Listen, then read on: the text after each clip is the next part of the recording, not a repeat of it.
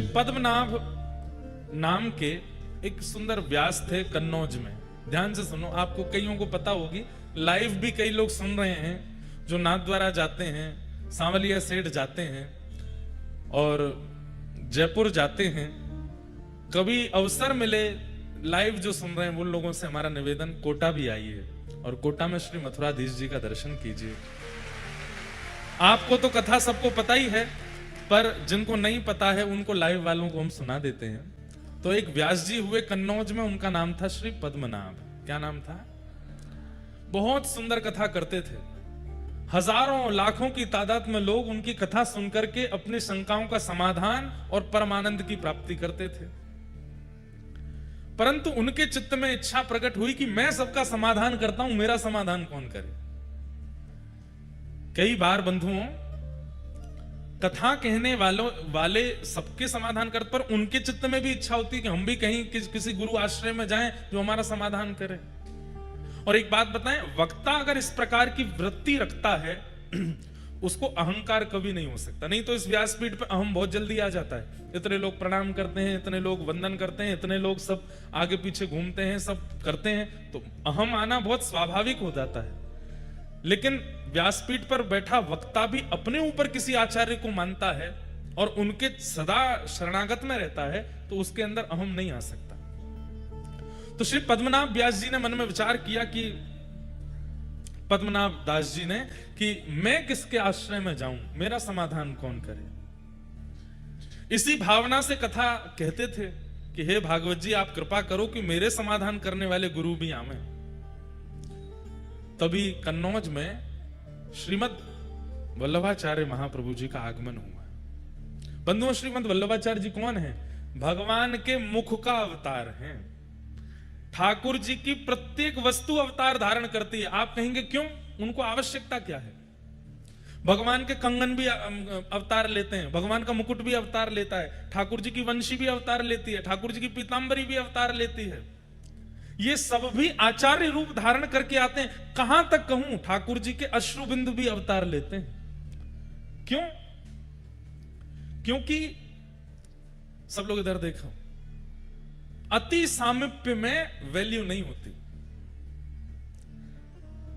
ठाकुर जी के जितने भी आयुध हैं, ठाकुर जी के जितने भी श्रृंगार हैं, स्वयं ठाकुर जी का मुखमंडल, हस्त कमल, चरण कमल, ये सब भी विचार करते हैं कि हम ठाकुर जी के इतने समीप रहते हैं कि ठाकुर जी को सामने से देखने का अनुभव हमको नहीं हो पाता।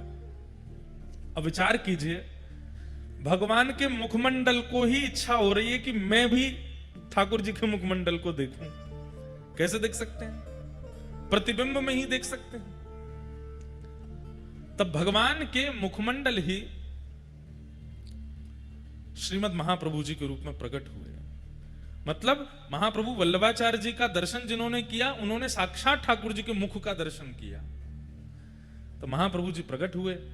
यशोदा जी का अवतार भी माना जाता है, श्री यशोदा जी के भाव से। पर गोसाई जी में यशोदा जी के भाव ज्यादा अनुभव होते हैं। गोसाई श्री विठलनाथ जी महाप्रभु जी के पुत्र। तो महाप्रभु जी का कन्नौज आगमन हुआ। तब पद्मनाभ दास जी उनकी कथा सुनने के लिए गए। तब कथा में जैसे ही एक बात आप अनुभव करेंगे, कथा का एक स्वरूप होता है, जिज्ञासा लेकर के घर से चलिए कि मुझे इस बारे में जानना है। आप आश्चर्य करेंगे, हमें मत बताइएगा या किसी भी कथा में जाकर के व्यास जी को मत बताइएगा। आप जिज्ञासा लेकर के कथा में आइए, किसी ना किसी रूप में। ध्यान से सुनिएगा, आपकी जिज्ञासा का समाधान अपने आप व्यासपीठ दे देगी। ये कथा का एक चमत्कार समझ लीजिए। यहां जिज्ञासा लेके बैठे, पर हां, जिज्ञासा के रूप में ये नहीं होना चाहिए कि मेरा ब्याह कब होएगा, या मेरी पत्नी मोते लड़ना बंद कब करेगी, मेरे बच्चे मेरी बात कब मानेंगे। संसारी भावना नहीं, जिज्ञासा होनी चाहिए आत्म कल्याण की। आप आकर के बैठो, आपकी जिज्ञासा का समाधान कथा करेगी। तो पद्मनाभ दास जी के चित्त में क्या जिज्ञासा थी? मैं इतनी कथाएं करता हूं, इतने लोगों के समाधान करता हूं, पर मेरे चित्त को शांति क्यों नहीं मिलती? और आप इसी जिज्ञासा से आकर के जब कथा में बैठे, उसी समय महाप्रभु जी ने एक प्रसंग कहा। और प्रसंग में कहा कि भैया, ठाकुर जी की सेवा करने वाले, ठाकुर जी की कथा सुनाने वाले, ठाकुर जी के समीप रहकर के किसी भी प्रकार की सेवा का क्रम करने वाले को अपनी जीविका के लिए ठाकुर जी का प्रयोग नहीं करना चाहिए। समझ में आई बात? ठाकुर जी सजा धजा के बैठा दिए कि लोग बागा में चढ़ावा चढ़ावे, तो उस चढ़ावे से मेरे घर चले, कथा करें, उस पर चढ़ावा आवे, उससे हमारा घर परिवार चले। ठाकुर जी जीविका नहीं होने चाहिए। कर भी लो अगर जीविका के रूप में तो उसमें कोई दोष नहीं है। ठाकुर जी को तो प्रसन्नता ही होती है, चलो भैया मोते तेरो घर चले तो चला ले, मोते अगर तेरो सब चले तो कर ले। लेकिन यदि किसी व्यक्ति को परम सुख की प्राप्ति करनी है तो ठाकुर जी का क्रम अपनी जीविका के लिए ना करे। ये बात महाप्रभु जी कथा में कह रहे थे, और इसी बात को पद्मनाभ दास जी बैठ करके सुन रहे थे। पद्मनाभ दास जी बोले, मेरा तो पूरा घर कथा से ही चलता है, मेरा तो सब कुछ कथा से ही होता है। महाप्रभु जी इस बात को कह रहे हैं तो मैं इसको पालन करके देखूं। दिक्कतें तो बढ़ जाएंगी क्योंकि हमारा सर्वस्व कथा ही है, लेकिन आप इतने बड़े आचार्य चरण अगर इस बात को कह रहे हैं तो एक बार पालन करके देखें। और उन्होंने उसी दिन प्रण ले लिया कि आज के बाद घर चलाने के लिए सत्यनारायण की कथा कर लेंगे, घर चलाने के लिए महाभारत की कथा कर लेंगे, रामायण की कथा कर लेंगे, पर भागवत जी की कथा अयाचक वृत्ति से होगी। हमारे संगी साथियों को देना हो तो दीजिए, हमको कुछ नहीं चाहिए। ये प्रण श्री पद्मनाभ दास जी ने धारण कर लिया, और ये भाव धारण करते ही आपने जैसे ही कथा कहना प्रारंभ किया, इतना परम शांति के अनुभव हुए, ऐसे ऐसे अनुभव ठाकुर जी के उनको होने लगे। समझ गए, बोले कि यही मेरे आचार्य हैं, जिनकी एक वाणी से मुझे परम समाधान मिला, यही मेरे गुरु हैं। गुरु कौन? गुरु वही जो हरि सो मिलावे, गुरु वही जो हरि की राह दिखावे, गुरु वही जो सब तज वृंदा विपिन बसावे, वो गुरु है। वो गुरु नहीं जिसके आश्रय में जाने से आप और संसार के हो गए, वो गुरु जिसके आश्रय में आने से, जिसकी वाणी सुनने से और संसार छूट गया, वो गुरु है। जिसकी वाणी, जिसकी उपस्थिति, जिसकी कथा ठाकुर जी के और समीप ले जावे, वो गुरु है। पद्मनाभ दास जी महाप्रभु जी के शरणागत हो गए और कहा कि प्रभु अब आप मुझे स्वीकार करो, मैं आपसे परम प्रसन्न हूं, आपने मेरे जीवन के समाधान कर दी, अब मैं परम आनंद में रहता हूं, भागवत जी बिल्कुल अयाचक वृत्ति से करता हूं और मुझे इतना सुख मिलता है। मेरे घर वालों को दिक्कत होती है, घर में धन नहीं जाता, थोड़े धन आदि की तंगी हो जाती है, लेकिन मुझे परम सुख मिलता है। और पद्मनाभ दास जी महाप्रभु जी के अनुयायी हो गए। महाप्रभु जी यदा कदा कहीं कहीं जाते तो पद्मनाभ दास जी को संग लेके जाते थे। गुरु भी कई बार शिष्य के शिष्यत्व को परखता है, और परखना भी चाहिए। शिष्य धनवान है, शिष्य सर्वगुण संपन्न है और उस पर कृपा ज्यादा करे, ये गुरु का स्वभाव नहीं होना चाहिए। गुरु शिष्य के शिष्यत्व को देखे, और महाप्रभु जी ने पद्मनाभ दास जी के शिष्यत्व को देखा। सब लोग इधर देखिए, कहां से पधारे आपके निधि, सुनिए उनके बारे में। और ऐसा कैसा जीवन एक साधक को रखना पड़ता है तब जाकर के ऐसे निधि मथुराधीश जैसे प्राप्त होते हैं, ये सुनिए। तो श्री पद्मनाभ दास जी महाप्रभु जी के साथ जाते थे। एक बार महाप्रभु जी कहीं प्रवास पर गए और आप प्रसाद करने के लिए बैठे थे, बाहर द्वार पर पद्मनाभ दास जी खड़े थे। तभी एक व्यक्ति दौड़ा दौड़ा आया और बोला, महाप्रभु जी कहां हैं, मुझे उनसे मिलना है। तो पद्मनाभ दास जी बोले, भैया अभी आचार्य चरण प्रसाद पा रहे हैं, हमें बता दो क्या बात है। क्रोध में था तो उसने बताया, महाप्रभु जी के पीछे पीछे चल रहा था मैं, ये जान करके कि ये आचार्य हैं, इनकी सन्निधि में रहने से मुझे आनंद की प्राप्ति होगी, पर मेरे साथ तो गलत हो गया। बोले क्यों? अब ये तो आगे से कहीं मुड़ गए, वहां पर डकैतों ने मुझे पकड़ लिया और मेरा सब धन हरण कर लिया, मेरे गले का सब आभूषण ले गए, और मेरे साथ तो बड़ा बुरा हुआ। तो मैं जितना मेरा आभूषण चोरी हुआ, जितने धन चोरी हुआ, सब मांगने आया हूं, क्योंकि इनके पीछे चल रहा था मैं। तो पद्मनाभ दास जी बाहर खड़े खड़े सोचे, ये बात महाप्रभु जी तक जाने लायक नहीं है। उन्होंने कहा, कितना धन बनता है तुम्हारा? बोले इतना इतना धन बनता है। तो बोले चलो हम दिलाते हैं। और उनको किसी सेठ के पास गए, सेठ से कर्जा लेकर के उस व्यक्ति को धन दे दिया, महाप्रभु जी को नहीं बताया। अब वो सेठ जी बोले भैया इतना ब्याज बनेगा, कब लौटाओगे? बोले कि अब मैं करूंगा। तो खुद तो नियम धारण कर चुके थे कि बिना धन के कथा करनी है, और कोई कुछ आता नहीं था, धन कहां से आवे, वापस कैसे लौटा मैं? तब एक राजा आपके पास आया कि मुझे आपसे कथा सुननी है, आपके बारे में बहुत सुना है। तो बोले हम कथा तो करेंगे लेकिन दक्षिणा नहीं लेंगे। राजा तो कथा मांगने ही आया था, तो 4-5 बैलगाड़ी भर के सामग्री लेके आया था। बोले हम धन नहीं लेंगे। तो राजा बोला तो फिर ऐसे ही सुना दीजिए, हमको क्या, आप नहीं लेंगे तो हमें तो कथा सुननी है। लेकिन तभी उनको याद आया कि वो एक सेठ का हमको चुकाना है, पर कथा का पैसा भी नहीं लेना है, क्या करें? तो आपने राजा से कहा अगर हम भागवत ना सुना करके महाभारत सुना दें तो हम दक्षिणा ले लेंगे। राजा बोला हमको तो भागवत सुननी है। बोले कि सुनो देखो, हम तुमसे क्या छुपाएं, सीधी बात ऐसी है, हमने नियम लिया कि हम भागवत जी का दक्षिणा नहीं लेंगे, और हमको किसी का कर्जा चुकाना है तो हम महाभारत सुना देंगे ताकि तुम दक्षिणा दो तो हम उसका चुका दें। राजा इतना आनंदित हो गया, आप कितने सरल हैं, महाभारत ही सुनाओ। तब आपने महाभारत की कथा सुनाई, और महाभारत सुना करके जो दक्षिणा मिली ब्याज सहित उस सेठ को चुका दिया। अब ये खबर अभी तक महाप्रभु जी को नहीं है कि पीछे से ही शिष्य क्या कर रहे हैं। यही तो शिष्यत्व होता है।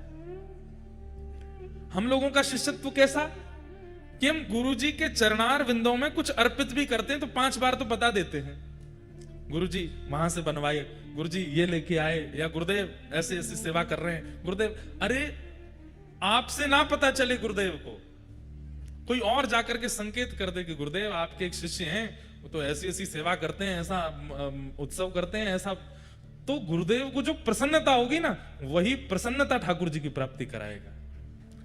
प्रयास किया कीजिए कि आचार्य हमसे रीझ हैं, हम बतावें उससे नहीं, कोई और जाके संकेत कर दे। और उसमें भी ये भावना नहीं होनी चाहिए ये गुरु जी के बहुत पास रहता, इसके सामने करूंगा तो ये बता देगा, नहीं, आपके अंदर ये भावना ही नहीं आवे। महाप्रभु जी के पास जब ये बात गई, महाप्रभु जी ने पद्मनाभ दास जी को बुलाया, बोले सुनो, वो एक व्यक्ति उस दिन लड़ रहा था द्वार पर आकर के, तुमने हमसे क्यों नहीं मिलवाया?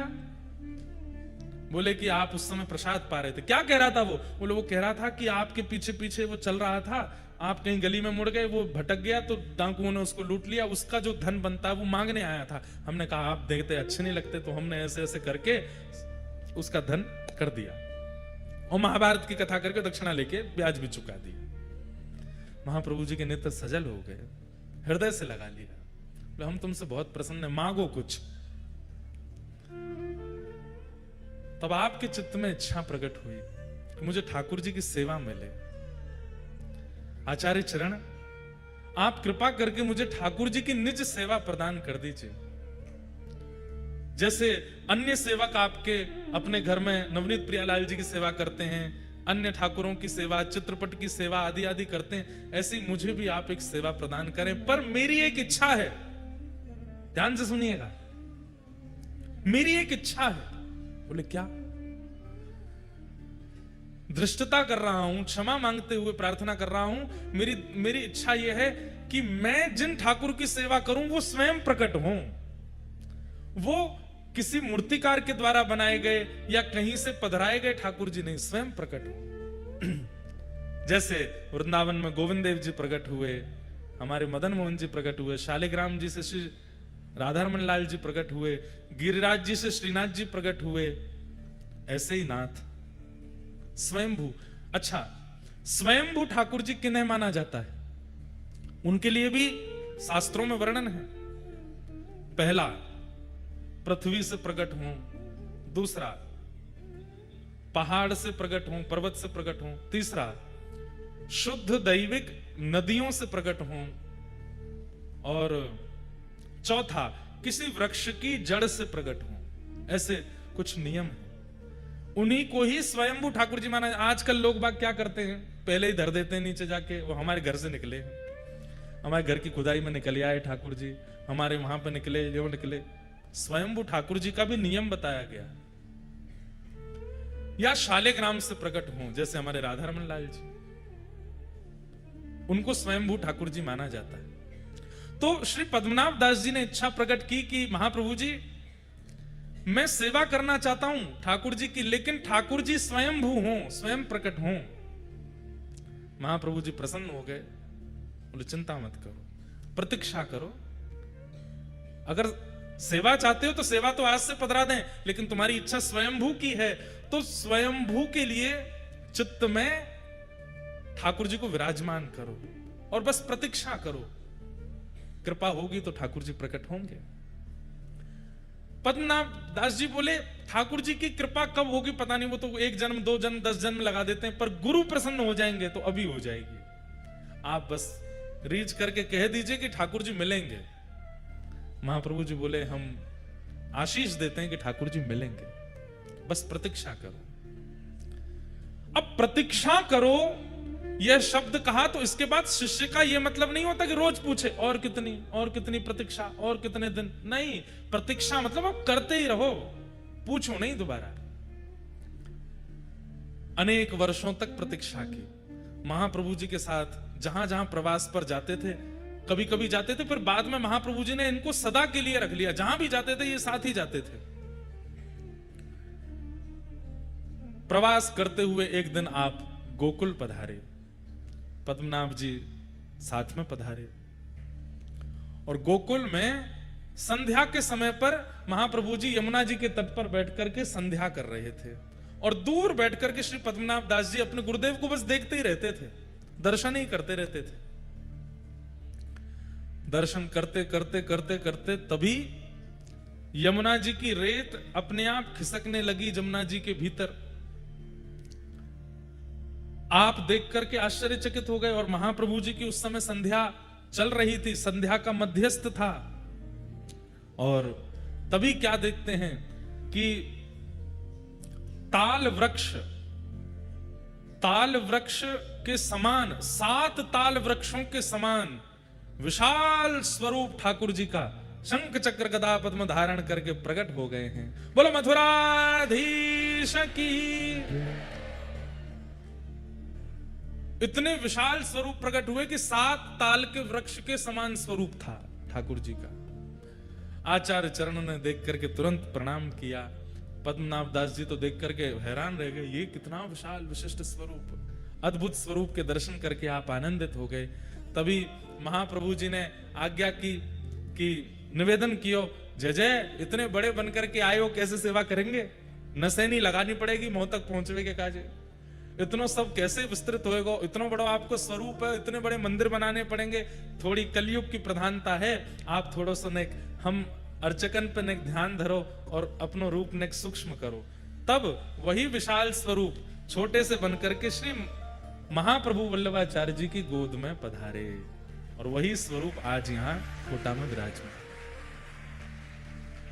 दूर खड़े खड़े नेत्र लाल हैं, नेत्रों से अश्रु गिर रहे हैं श्री पद्मनाभ दास जी के, हाथ जोड़ करके केवल कंपन हो रहा है।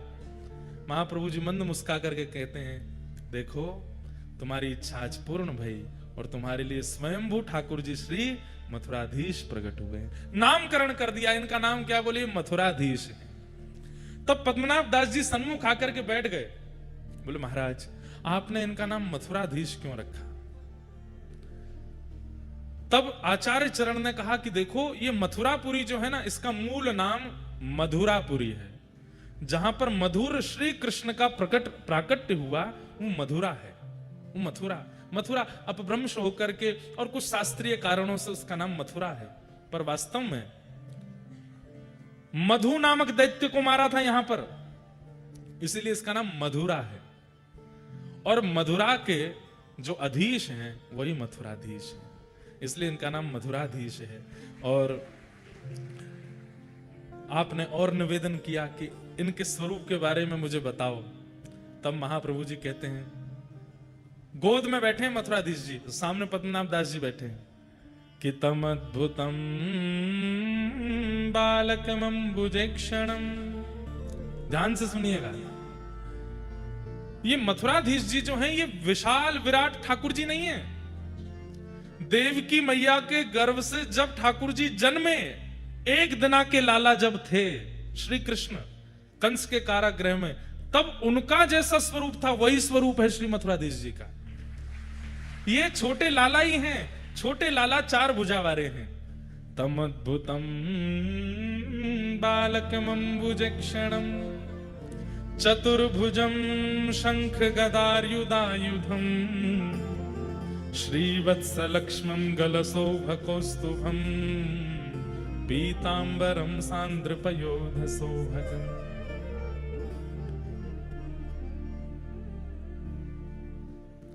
महाप्रभु जी कहे,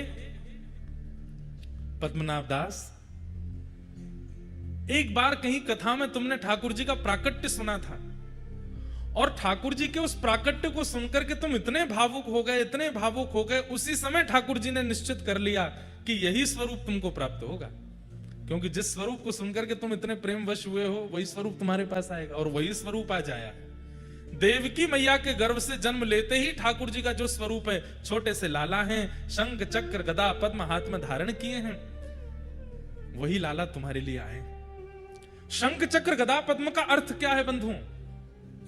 पृथ्वी, अग्नि, जल, वायु और आकाश, ये पंच तत्व हैं। बहुत ध्यान से सुनिए सब लोग, इधर देखो, इधर देखो, सुनो। भगवान के चतुर्भुज रूप में जो शंख है, ये जल तत्व है। शंख का प्रादुर्भाव कहां से होता है? कहां से होता है? जल से होता है। तो जल तत्व के रूप में शंख विराजमान है। अग्नि तत्व के रूप में सुदर्शन चक्र विराजमान है, क्योंकि चक्र जब ठाकुर जी के हाथ से प्रकट होते हैं उस समय अग्नि के समान तेज प्रकट हो जाता है।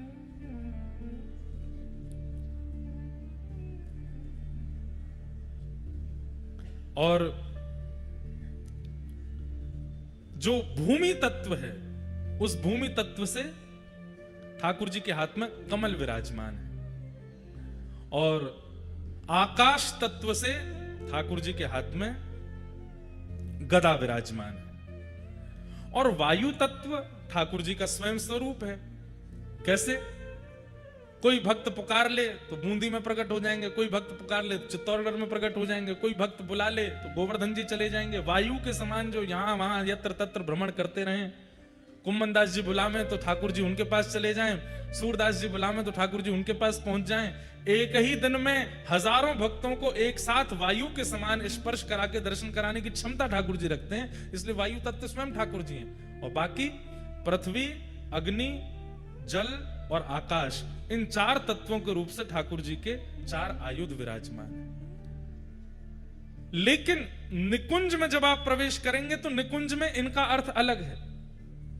निकुंज में कमल जो है वो श्री जी का स्वरूप है, श्री किशोरी जी। और शंख जो है वो श्री जी की प्रधान सखियां ललिता, विशाखा आदि अष्ट सखियों का स्वरूप है। मतलब ठाकुर जी अपने आसपास हमें दिखाते हैं कि शंख चक्र गदा पद्म है, पर वास्तव में यहाँ श्री जी और सब प्रधान सखियां नित्य जैसे ही कपाट बंद होते हैं तो प्रकट हो जाते हैं, उनकी लीला में सहायक बन जाते हैं। तो बोले फिर गदा और चक्र किस लिए है? बोले कहीं कोई निकुंज का अधिकारी नहीं है और वो यहां अनुभव करना चाहे तो उसके लिए गदा और चक्र बाहर रक्षक के रूप में विराजमान होते हैं। इस प्रकार से चार आयुध है। इस प्रकार महाप्रभु जी ने घंटों बैठ करके मथुराधीश जी को अपनी गोद में बैठा करके पद्मनाभ दास जी को प्रवचन किया। और फिर घड़ी आई, पद्मनाभ दास जी से कहा आओ और अपने ठाकुर जी स्वीकार करो। तब श्री पद्मनाभ दास जी के माथे श्री मथुराधीश जी विराजमान। वही मधुराधीश श्री मथुराधीश आपके कोटा में विराजमान है। आप सबन को ऐसे मधुराधिपति अखिलम मधुरम ठाकुर जी प्राप्त है वे की बधाई हो, बधाई हो, बधाई हो। खूब खूब आपको बधाई जो ऐसे ठाकुर जी आपके नगर में विराज रहे हैं। जाए करो भैया, नित्य दर्शन करवे को नियम बन जाए तो नित्य जाओ, नित्य ना जा सको तो 2 दिना में जाओ, 2 दिना में ना जा सको तो 5 दिना में, नहीं तो हफ्ता में जाओ। हफ्ता से ज्यादा नहीं बोलेंगे, हफ्ता में तो जाना ही पड़े। ठाकुर जी कृपा करके कोटा में विराज रहे हैं। ऐसी सुंदर लीला आज हमने अनुभव की तो मन में भाव हुआ कि आज कथा में श्री मथुराधीश जी के प्राकट्य की कथा सुना करके ही नंदोत्सव में जाएंगे। कृपा करके आज श्री राधा रमन लाल जी के परम सेवाधिकारी, जिनके माध्यम से ठाकुर जी की मधुर सेवा श्री वृंदावन में श्री राधा रमन लाल जी करते हैं, और जिनकी कृपा से हम यहाँ मथुराधीश जी को कथा सुनाने आ पाए हैं, ऐसे श्री राधा रमन लाल जी के परम चरण सेवक श्री मनमांद गौड़ेश्वर वैष्णवाचार्य श्री अनुराग गोस्वामी जी महाराज पधारे हैं। आपको बारंबार प्रणाम। साथ ही हमारी बड़ी बहन जी भी आई हैं, उनको भी बहुत बहुत वंदन। इन्हीं की वजह से आ रही ये कथा तो हमने कही अब भेज तो रही है हमें कोटा, तो आप भी आइए, तो आज पधारी हैं। आज मधुर ठाकुर जी का जन्मोत्सव होना है कथा में। कथा क्रम हम थोड़ा थोड़ा कहते हुए आगे चलेंगे। और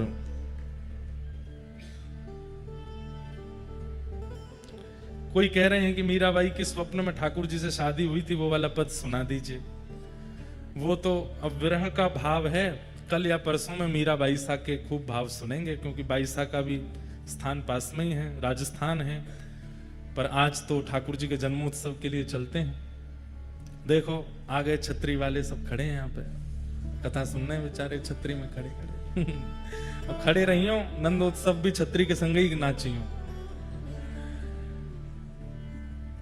जल्दी आते तो बैठने को मिल जाता, अब लेट आए तो खड़े तो होना पड़ेगा। लेकिन बड़ी कृपा है ठाकुर जी की, और संभवतः 5-6 दिन की बारिश बता रहे हैं लोग बाग, तो ज्यादा जगह का अभाव पड़ेगा तो हमारा मंच खाली है, 2-4 लोगों को यहां बुला लेंगे। ज्यादा वर्षा रही तो यजमान परिवार, एलन परिवार को तो यहीं बैठा लेंगे ऊपर, आगे वाला जगह भी खाली हो जाएगी, तो 500-600 लोग यहां भी बैठ जाएंगे। यही व्यवस्था हम कर सकते हैं। लेकिन अब चलो कथा में प्रवेश करें। कल हम लोग भीष्म पितामह का सुंदर भाव सुन रहे थे।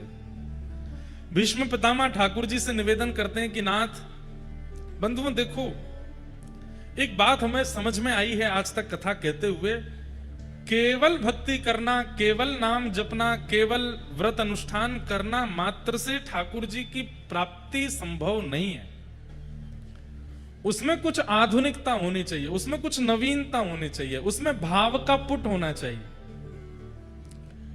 अब आप स्तुति गाते हैं, पर स्तुति केवल गा ही रहे हैं, उसका कोई, उसमें कुछ नवीनता नहीं है, उसमें कुछ आपका भाव प्रकट नहीं है, तो फिर उस भाव से ठाकुर जी कैसे रीझें? भाई घर में रोटी रोज बनती है, लेकिन जिस दिन जमाई राजा आते हैं उस दिन विशेष बनती। उस दिन रोटी में घी भी बढ़िया वाला लगाया जाता है, उस दिन सब्जी में भी नमक वगैरह उस दिन कमी नहीं होती है। बाकी के दिन कभी नींबू नहीं, नमक नहीं, कभी कुछ नहीं। जमाई जिस दिन आते हैं उस दिन विशेष बनती है। बच्चों को भी रहता है, जीजा जी आते रहा करो, हमको भी बढ़िया बढ़िया खाने को मिलता रहता है क्यों? प्रस्तुतिकरण में ही तो प्रेम होता है। अब जो माता जी रोज बनाती हैं वही उस दिन भी बना दें तो फिर क्या विशेष हुआ? मेहमान घर आए और आप वैसे ही सामान्य सी घिया की तोरई की सब्जी बना दे, तो वैसे बढ़िया घेरा तोरई तो वही बना दो, तो उस दिन तो कुछ विशेष बनना चाहिए ना। ऐसे ही ठाकुर जी की सेवा आराधना भी भिंडी लौकी घिया की तरह नहीं की करनी है, बस करनी है। ये नियम है, ये ऐसे है, ऐसे ऐसे करते रहो बस। नियम की पूर्ति नहीं, समय की पूर्ति नहीं करनी है। जितना नियम है, जितना समय है, उसमें कुछ अद्भुत करना है, कुछ विशेष करना है। और विशेष अद्भुत चाह करके नहीं होता। जब कथा आदि श्रवण करते करते भाव जागृत चित्त में हो जाते हैं तो अपने आप बनता है, अपने आप होने लगता है। कहते हैं यही पद्मनाभ जी ठाकुर जी को जब विराजमान किए तो अयाचक वृत्ति से तो हो गए थे, पहले से ही कुछ धन आदि लेते नहीं थे। मथुराधीश विराजमान है। अब ठाकुर जी की सेवा में तो अष्टयाम सेवा होती है, खूब रज रज के प्रसादी बनती है, खूब बढ़िया बढ़िया सामग्री बनाई जाती है, खूब बढ़िया पोशाक बनती है, तो धन की जरूरत तो होती है। तो एक समय आने पर ऐसी स्थिति हो गई श्री पद्मनाभ दास जी की कि मथुराधीश जी को भोग भी नहीं पधरा पा रहे थे। तब आपने क्या किया? केवल छोले थे आपके पास में, तो उन छोलों को ही पात्रों में रख देते थे और पात्र को ऊपर से ढक करके ठाकुर जी से कहते, जय जय। आप सामग्री थोड़ी देखते हो, आप तो भाव देखते हो ना। अब सामग्री के लिए तो हम पर इतनी संपत्ति नहीं है, इतनी व्यवस्था नहीं है कि हम आपको विविध विविध सामग्री पवा सकें। अब ये छोले ही हैं, आप इनको स्वीकार करो। और आप छोले ढक करके और ऐसा भाव रखते, जय जय। है सारे पात्रों में छोले ही, लेकिन भावना क्या कर देते, देखो कैसी बढ़िया कड़ी बनी है, जय जय, भोग लगाइयो प्रेम से। या में खीर पधराई है, जय जय, ऊपर ते केसर डारी भई है, प्रेम से पइयो। या में श्रीखंड है, या में मलाई रबड़ी है, या में ये साग है, या में ये सामग्री है, या में ये दूध घर की सामग्री है, ऐसी रोटी है, ऐसी पूड़ी है। ऐसी केवल भावना रखते थे और नेत्रों से अश्रु प्रवाह करते, बोले ठाकुर जी भावना को प्रसाद है, स्वीकार करो। कहते हैं भोग पधरा करके, छोले पधरा करके जाते, थोड़ी देर बाद में मंदिर में सुगंधी आने लगती कढ़ी की, थोड़ी देर में सुगंधी आती खीर की, थोड़ी देर में सुगंधी आती रबड़ी मालपुआ की। जो जो भावना वो धारण करते थे, छोलों में से वैसी सुगंधी आने लगती। ठाकुर जी उसको वही भाव मान करके स्वीकार कर लेते थे। भाव बिना सब साधन झूठो, भाव बिना सब साधन झूठो, बिरथा सकल निधान, भाव के वश में है भगवान, भाव के वश में है भगवान। हम सब प्रस्तुत करते हैं, केवल भाव ही नहीं करते। भाव की प्रस्तुति नहीं होती, बाकी सब प्रस्तुत होता है। भाव नहीं तो हर मंदिर में दीखत बस पाषाण, भाव होए तो जित देखूं तित प्रगट होए भगवान, भाव के वश में है भगवान। हमने भावना की। कई लोग ऐसा बोल जाते हैं, अरे आपका उत्सव चल रहा था, आपका वो बढ़िया बारिश हो गई, इंद्र ने सब मिटा दिया, इंद्र ने तो ऐसा विघ्न डाला। अरे विघ्न विघ्न मानोगे तो विघ्न है। हमने क्या माना, ठाकुर जी आए हैं प्रकृति के रूप में, एक पूरा कथा पंडाल लेके बैठे हैं। भावना रखी, सबके मुख प्रसन्न हो गए, सब आनंदित हो गए और ठाकुर जी की भावना हो गई। भाव। भीष्म पितामह सामान्य बात कह रहे हैं कि मेरा मन आपके चित्त में लगे, लेकिन इस भावना से अपनी स्तुति में कह रहे हैं कि ठाकुर जी प्रसन्न हो गए। भीष्म पितामह की स्तुति सुनकर के ठाकुर जी अत्यंत प्रसन्न हुए, अत्यंत आनंदित हुए। और अंततो गत्वा भीष्म पितामह कहते हैं, बोले नाथ जीवन में मैंने आपसे कुछ नहीं मांगा, लेकिन आज कुछ मांगना चाहता हूं। ठाकुर जी बोले कहो। ललित गति विलास वल्गुहासन,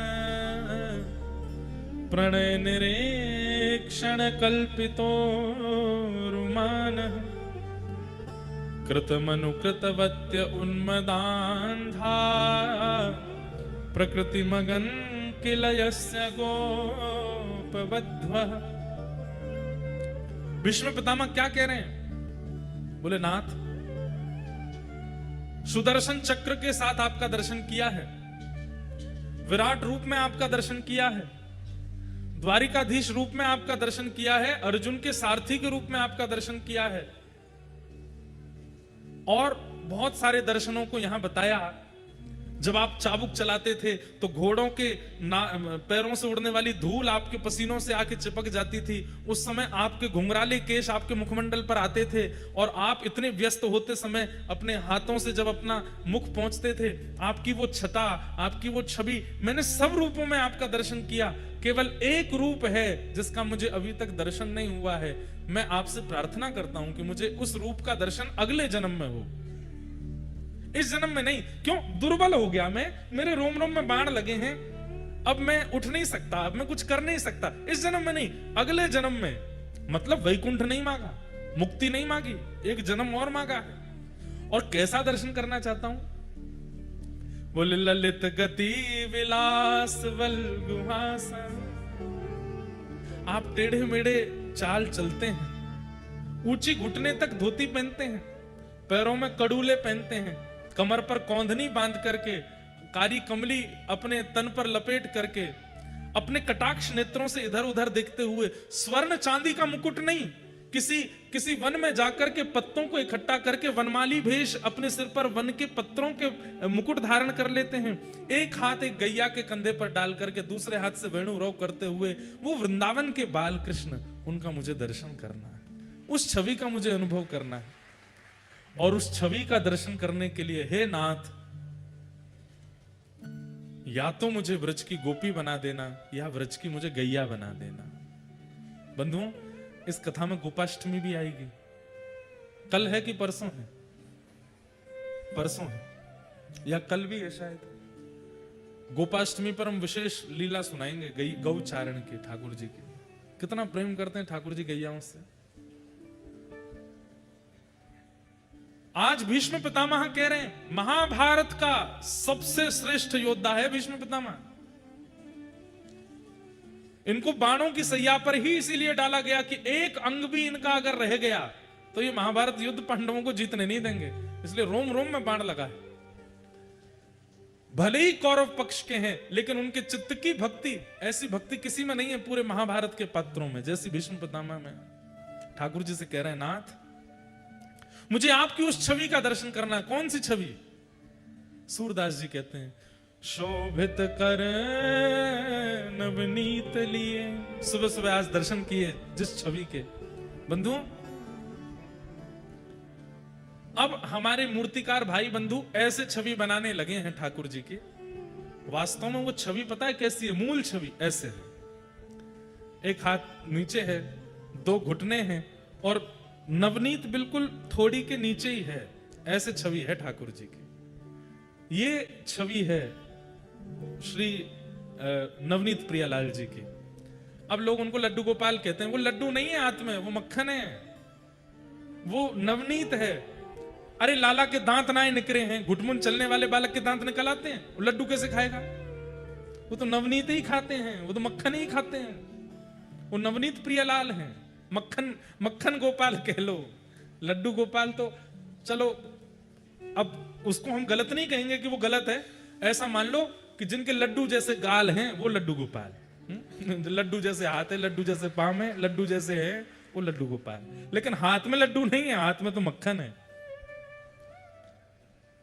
इस छवि का सबसे पहले वर्णन किसने किया?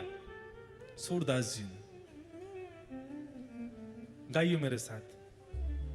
शोभित कर नवनीत लिए, शोभित कर नवनीत लिए, शोभित कर नवनीत लिए, शोभित कर नवनीत। कैसे हैं? घुटरुन चलत रेणु तन मंडित, घुटरुन चलत रेणु तन मंडित, घुटरुन चलत रेणु तन मंडित, घुटरुन चलत रेणु तन। और कैसे हैं? मुख दधि लेप किए, मुख दधि। बंधुओं, इस छवि का चिंतन करो। शोभित कर हाथ में नवनीत लिए, घुटरुन चलत। अब इसमें एक बात है, कभी एकांत में करके देखना। इधर देखो सब लोग, एक हाथ ऊपर उठा लेना, दोनों घुटने नीचे टेक करके, और एक अब चल के देखना, चल पाओगे आप? लेकिन ठाकुर जी चल रहे हैं, तो कैसे चल रहे हैं? 3 व्हीलर बन गए ठाकुर जी। अब भाई एक हाथ तो ऊपर है ना, तो ऐसे लुढ़क जाते हैं बीच बीच में, तो ये कोहनी नीचे टेकते हैं और फिर चलते हैं ऐसे कोहनी से। मक्खन नीचे नहीं आवे। कह रहे हैं सूरदास जी, बोले मुख पे मट्टी लग गई है, पूरे तन पे मट्टी लग गई है। क्या कह रहे हैं? घुटरुन चलत रेणु तन मंडित, पूरा तन रेणु में हो चुका है। लेकिन हाथ के मक्खन पर एक बिंदु आनी नहीं चाहिए। कितना प्रेम करते ठाकुर जी मक्खन से, जे ना गंदो है जाए खाऊं गोया को। अच्छा खा क्यों नहीं रहे? कोई एक प्रिय स्थान है ठाकुर जी का, वहां जाके ही खाएंगे। सब जगह बैठ के नहीं खाऊंगा, एकांत में बैठ खाऊंगा, कहीं दाऊ दादा के छीन नहीं ले। शोभित करन नीत लिए, शोभित करन नीत, घुटरु न चलत रेणु तन मंडित, घुटरु न चलत और मुख दधि लेप किए, मुख दधि लेप किए। मुख पर जगह जगह दही लगी है। कैसी सुंदर ठाकुर जी की छवि है।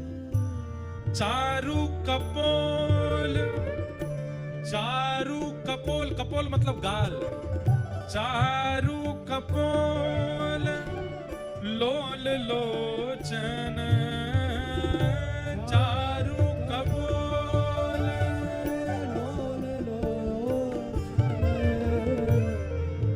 गोल गोल गाल हैं और बड़े बड़े नेत्र हैं।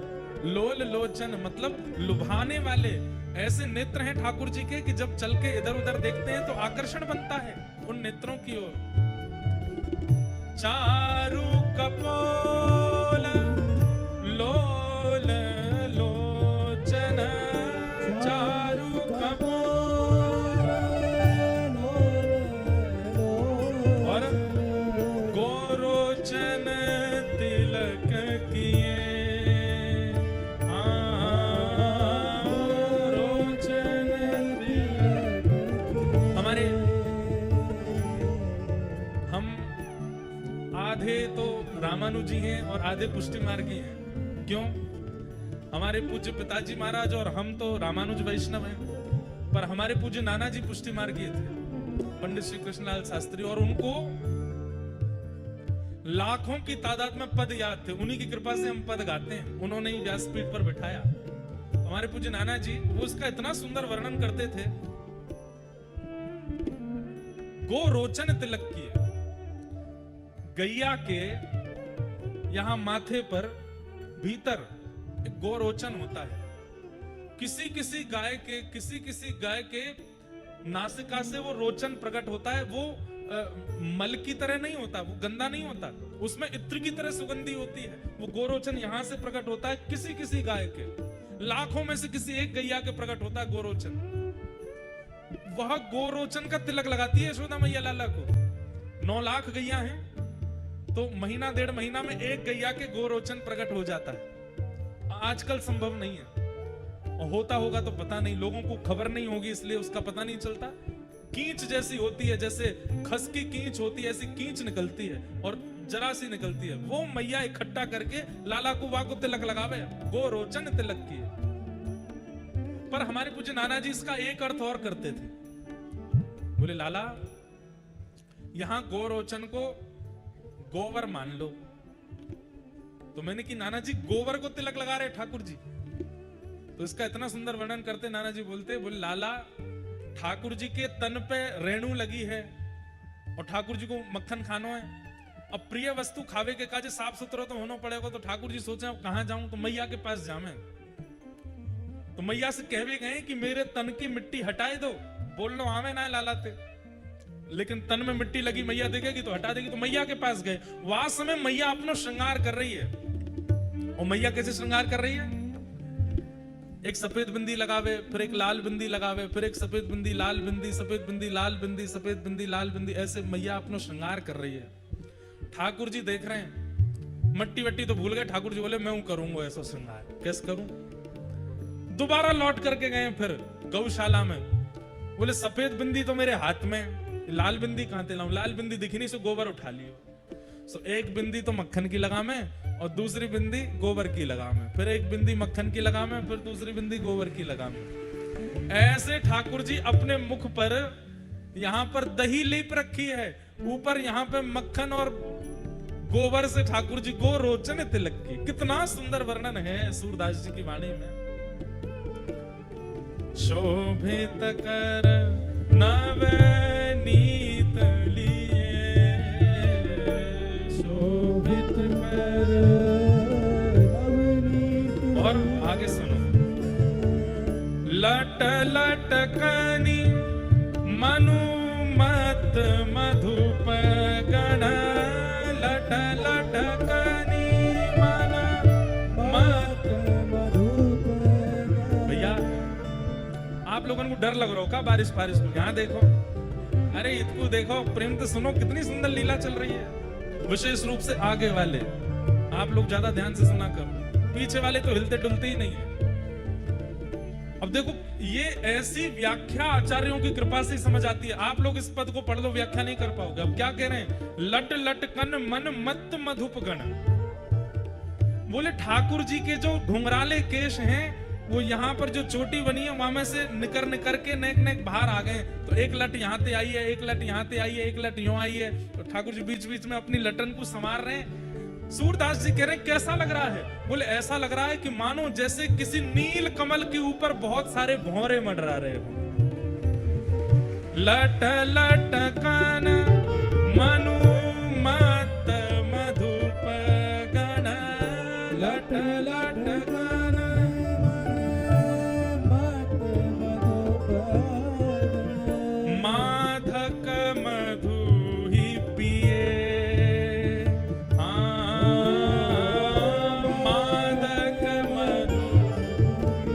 मानो ऐसा लग रहा है ठाकुर जी, हमारी किशोरी जी जो है ये गुलाब कमल है और ठाकुर जी नील कमल है। नीले कलर के नीले नीले हैं। तो नील कमल पर मानो इतने सारे केश के रूप में मानो भौरे मंडरा रहे हैं और मंडरा करके मत उसमें से मधु को पी रहे हैं।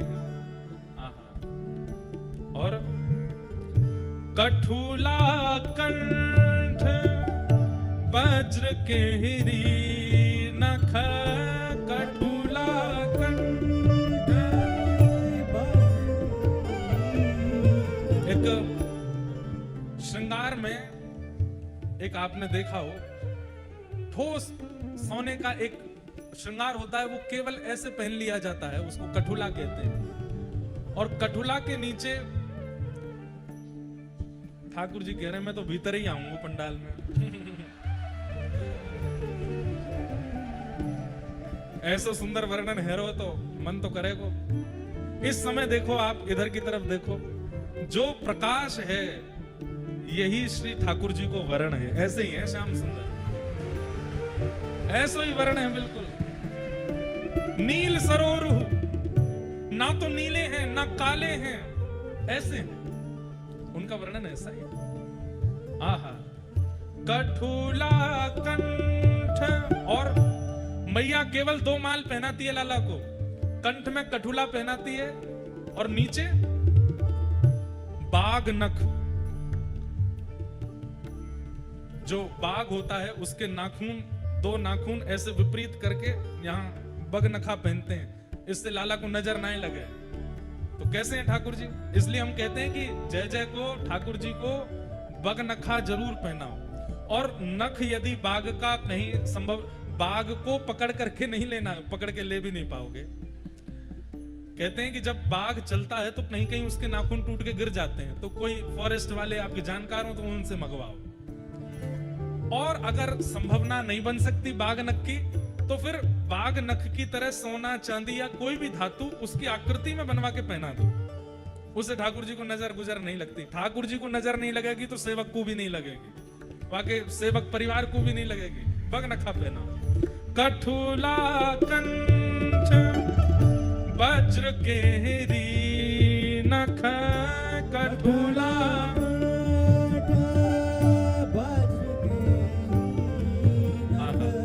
राजत रुचि रहिए, राजत रुचि रहिए। धन्य सूर एको पल इह सुख, धन्य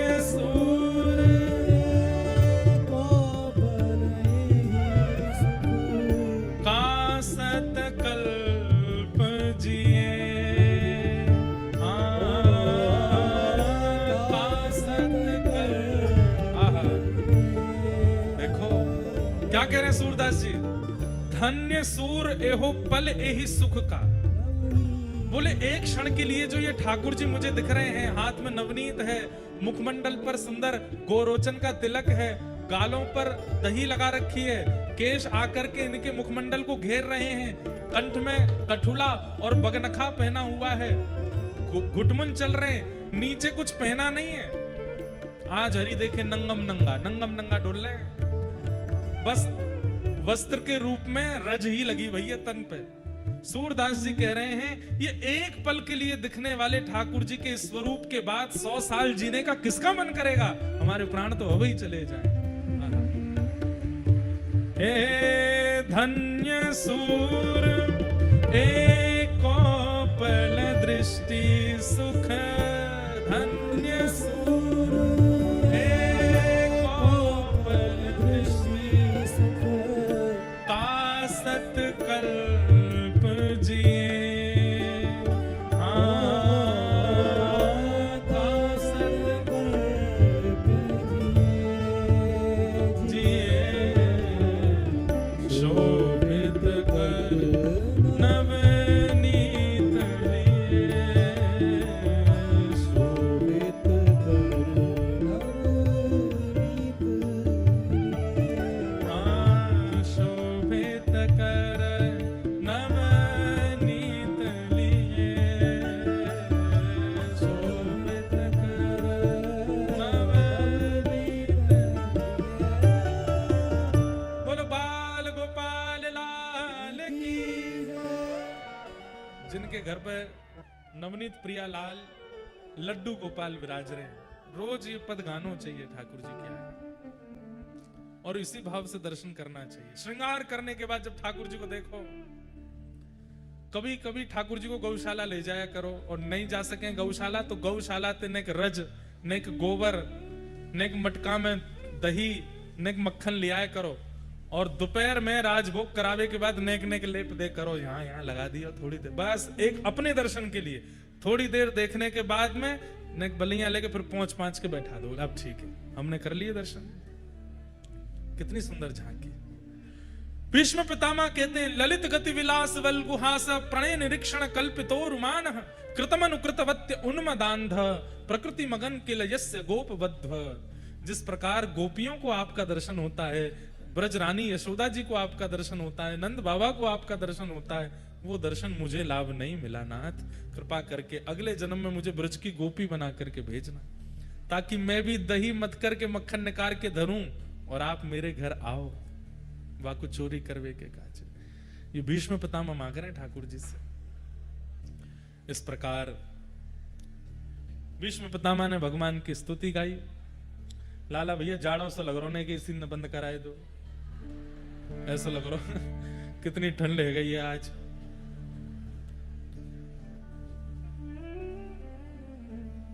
लग तो बहुत देर से रही थी, पर लीला ऐसी बढ़िया चल रही थी कि उसमें पता नहीं चला। जब लीला विश्राम भाई तो पता चली, कांप सो गए पीछे थे।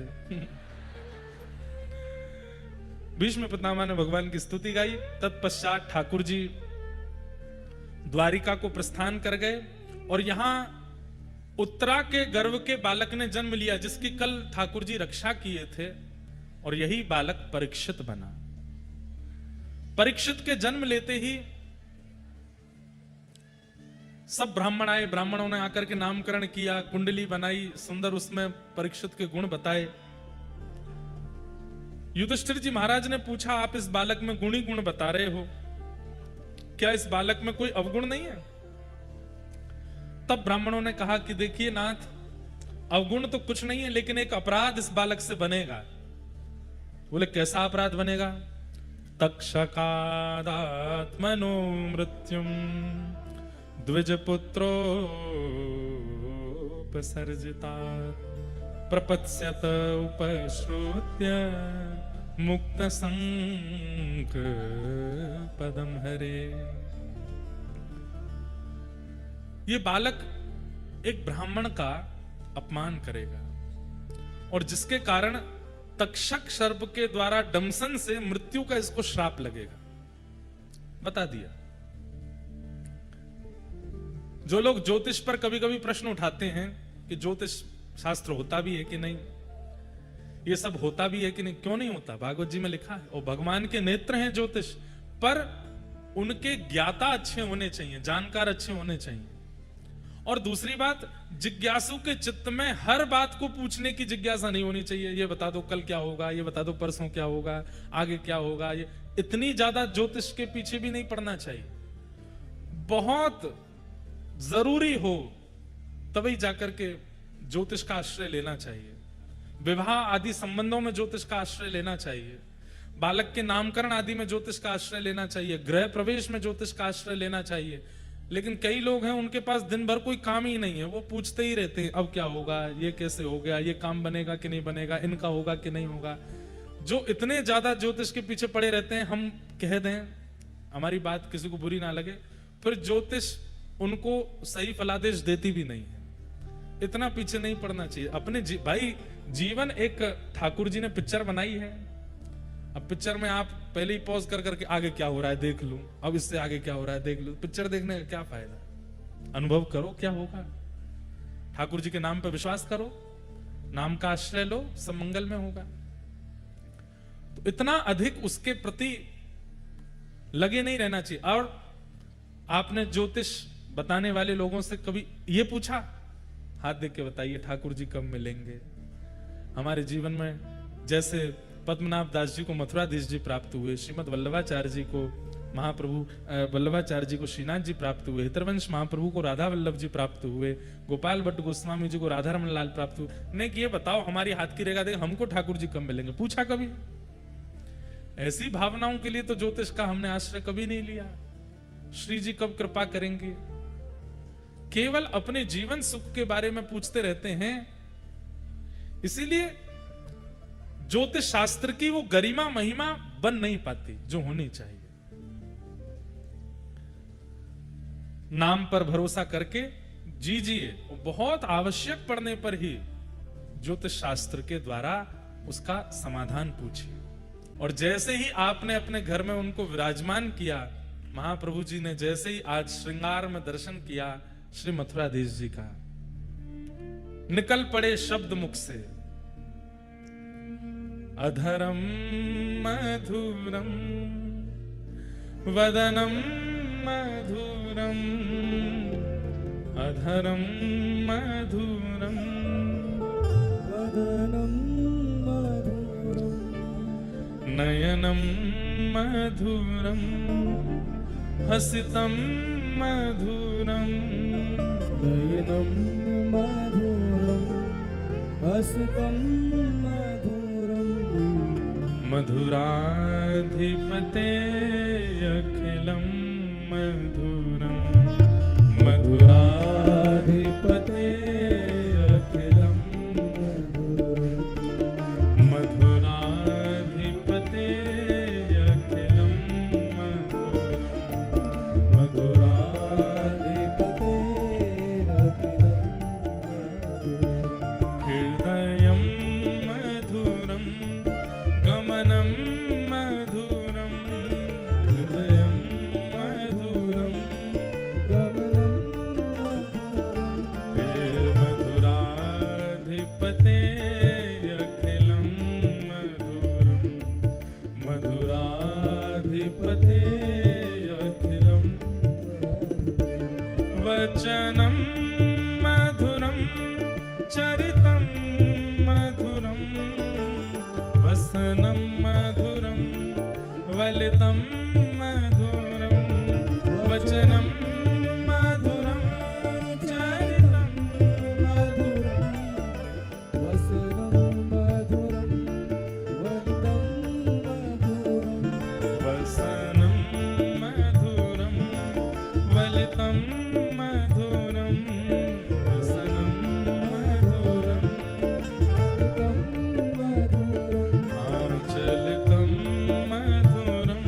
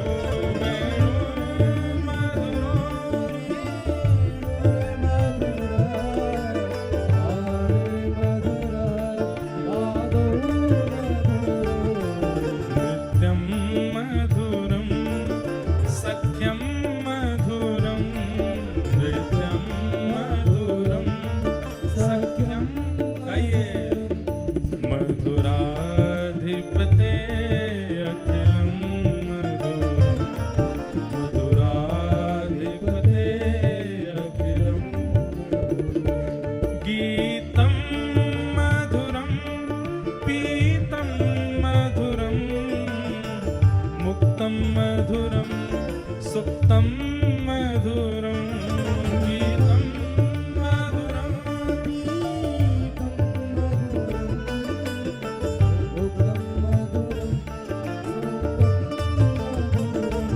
रूपं मधुरं तिलकं मधुरं रूपं मधुरं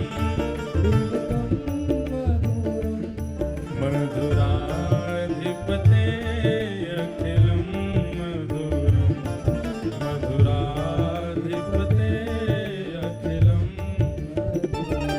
अधरं मधुरं वदनं मधुरं अधरं मधुरं हे मधुराधिपते अखिलं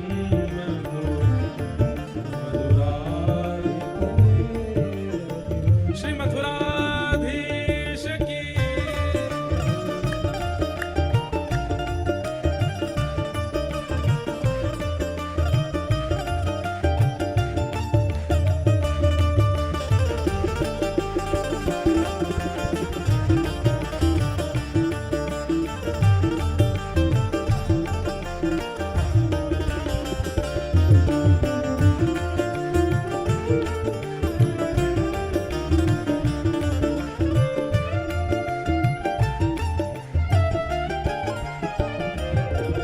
करणं मधुरं तरणं मधुरं हरणं मधुरं स्मरणं मधुरं करणं मधुरं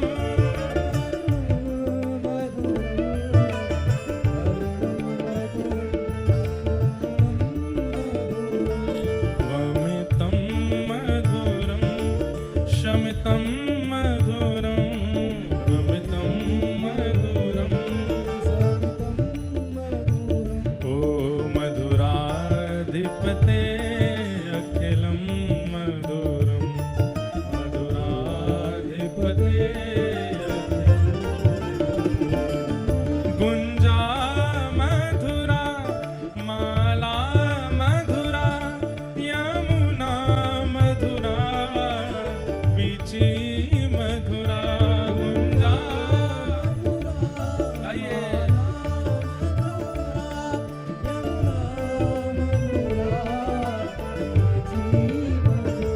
सलिलं मधुरं कमलं मधुरं सलिलं मधुरं मधुराधिपते अखिलं मधुरं मधुराधिपते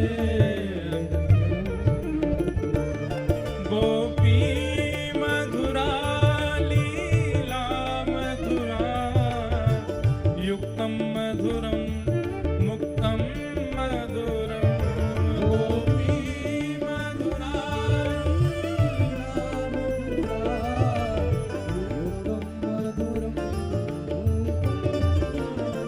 विष्टं मधुरं शिष्टं मधुरं विष्टं मधुरं ओ मधुराधिपते अखिलं मधुरं मधुराधिपते गोपा मधुरा गावो मधुरा यष्टि मधुरा सृष्टि मधुरा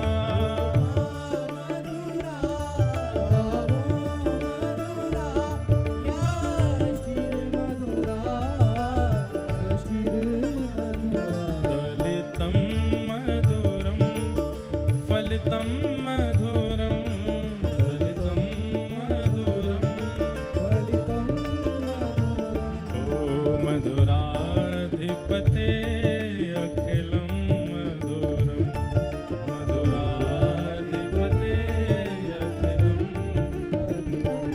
अधरं मधुरं वदनं मधुरं अधरं मधुरं